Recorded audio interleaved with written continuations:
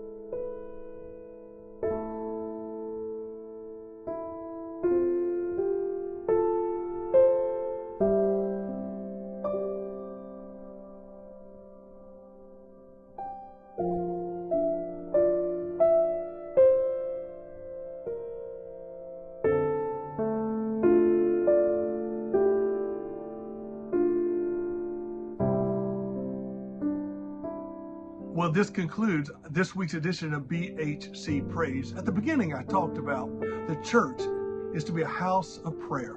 You know, we do a lot of things at this building we call the church. We listen to sermons, we have weddings, we have funerals, we sing songs, we have musicals, we have concerts, we have donuts. We have lots of things that take place. But I want us not to be known as a house of concerts or a house of donuts or a house of even singing or preaching, a house of prayer. Because everything we do should be bathed in prayer. So I want to thank you for joining us for prayer this week. And remember, we can always pray. God's phone is always available. His ear is always attentive to you. Go to God because God desires for you to pray to Him. God bless you today and be encouraged.